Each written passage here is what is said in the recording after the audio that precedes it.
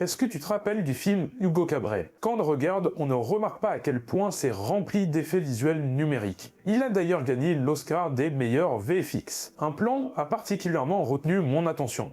Et je me suis dit, pourquoi pas essayer de le refaire? Alors, l'idée n'est pas de le refaire bêtement, mais de s'en inspirer. Alors prends un petit café et je t'explique comment j'ai fait. Première étape, le tournage. Là, rien de trop compliqué, il suffit de faire un mouvement de caméra qui avance sur fond vert et de faire en sorte qu'un objet arrive pour faire la transition de la tête remplacée. Si on veut changer le visage, il peut être utile d'avoir des croix de tracking. J'ai opté pour un éclairage très directionnel pour amplifier la tête métallique que l'on va rajouter. Une fois arrivé en post-production, la première étape, c'est le tracking de la caméra. Il a été fait avec le logiciel Bujo. Le logiciel essaye de suivre les patterns afin de reconstituer le mouvement du tournage. Je balance ensuite ma caméra dans Blender et là, je peux commencer la construction de ma scène 3D avant de passer au compositing sur le logiciel Nuke. On commence à créer des objets en les modélisant. J'ai opté pour la modélisation procédurale étant donné la structure des objets qui ont des formes assez mathématiques. C'est là qu'intervient le Geometry Node de Blender. Par exemple, dans la formation Blender que l'on propose, on a refait une grotte procédurale grâce au Geometry Node. Une fois que les objets sont modélisés, on peut les animer. Alors, rien de très compliqué, ce sont des animations linéaires, il y a juste une chorégraphie et un timing à trouver pour venir au mieux transitionner la tête humaine et la tête 3D. Une fois tous les éléments modélisés, animés et placés, on va pouvoir passer au shading et au lighting.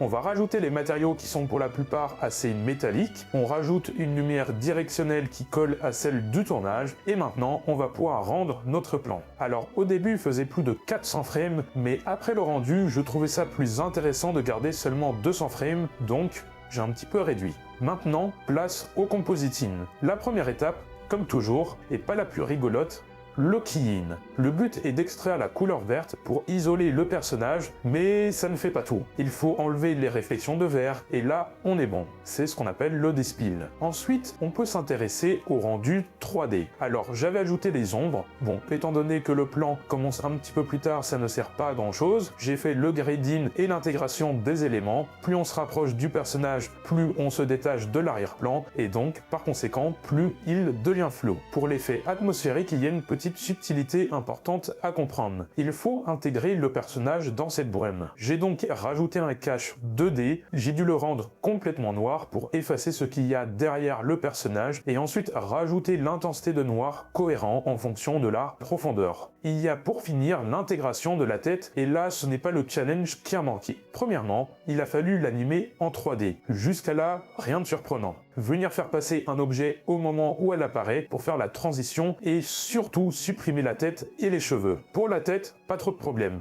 Par contre, pour les cheveux, il a fallu recréer une partie de la chemise. Pour que ça suive parfaitement le mouvement, c'est un mix entre un tracking traditionnel et un calcul de vecteurs entre la frame précédente et la frame suivante. Une fois que ces étapes sont accomplies, key-in, despill, intégration de la 3D, clean-up et ajout de la tête, et ben on a notre plan final. Alors merci à toi d'avoir visionné cette vidéo jusqu'au bout. Si tu as envie d'aller plus loin et d'apprendre les logiciels Nuke, Blender et Fusion, en description tu trouveras un lien qui t'amènera à la magnifique page de Vision FX. Et sur ce, je te dis à la prochaine.